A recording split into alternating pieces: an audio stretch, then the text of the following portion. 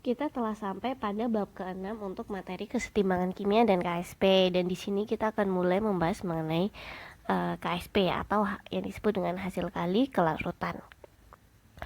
Dan kalian bisa cek halaman saya di unacademy.com/user/rahma.moyas. Oke, jadi prinsip untuk KSP ini pertama kali dikemukakan oleh Walter Nernst pada tahun 1899. Dan prinsip ini berkaitan dengan senyawa padatan yang tidak larut dalam air.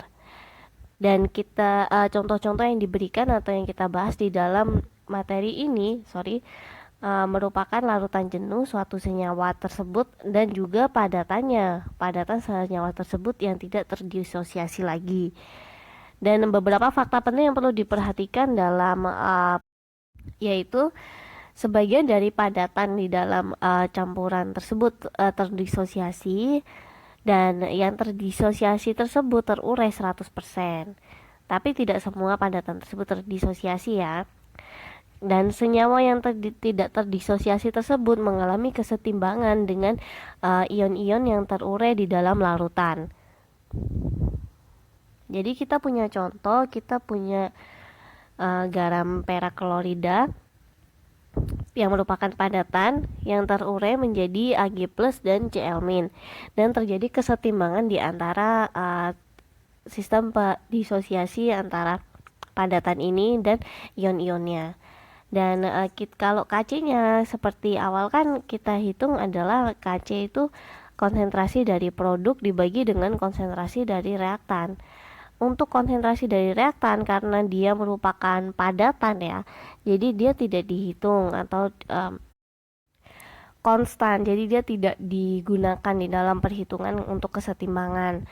Maka Kc-nya untuk AgCl adalah konsentrasi dari ion Ag+ dikali dengan konsentrasi dari ion Cl-, sehingga dan Kc kali AgCl ini kita simbolkan ulang dengan huruf KSP yang merupakan hasil kali dari kelarutan atau konsentrasi dari ion-ionnya.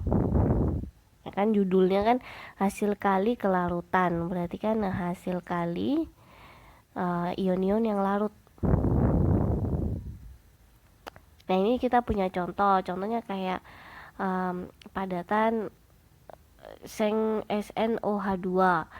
Dia terurai menjadi ion Sn2+ dan ion 2OH-.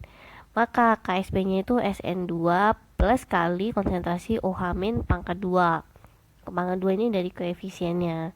Sama saja kok, kayak intinya sama saja kayak rumus-rumus kesetimbangan Kc dan Kp, hanya saja dia reaktannya itu tidak digunakan karena dia dipindah ke sisi Kc, sehingga Kc kali reaktan itu menjadi KSP. Contoh selanjutnya ini kita punya Ag2CrO4 padat yang terurai menjadi 2 Ag+ ditambah CrO4 2-. Jadi Ag+ pangkat 2 dikali dengan konsentrasi CrO4 2-.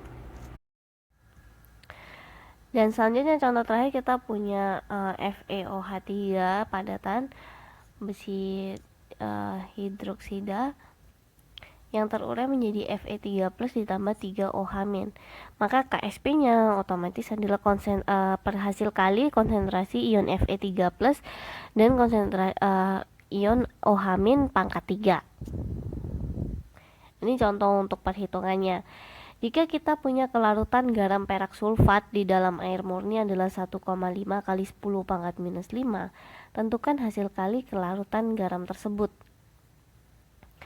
Jadi kita tulis dulu penguraiannya. Kita punya garam perak sulfat larut dalam air menghasilkan 2 ion Ag+ ditambah 1 ion SO4 2-. Jadi tiap 1 mol Ag2SO4 itu terdisosiasi menghasilkan 2 mol Ag+ ditambah 1 mol SO4 2-. Dan kita ketahui kelarutannya 1,5 kali 10 pangkat minus 5. Maka karena 2 ion Ag+ adalah 2 kali 2 perbandingannya 1:2, maka Ag+-nya konsentrasinya 3 kali 10 pangkat minus 5. Maka KSP-nya langsung aja kita kalikan, kan 3 kali 10 pangkat minus 5 pangkat 2 yang merupakan koefisiennya dikali dengan konsentrasi SO42 min 1,5 kali 10 pangkat min 5. Totalnya KSP-nya ada 1,35 kali 10 pangkat min 14. Jadi sampai situ aja untuk perhitungan dari hasil kali kelarutan. Nanti di bab selanjutnya saya akan membahas bagaimana pengaruh ion senama di dalam perhitungan hasil kali kelarutan.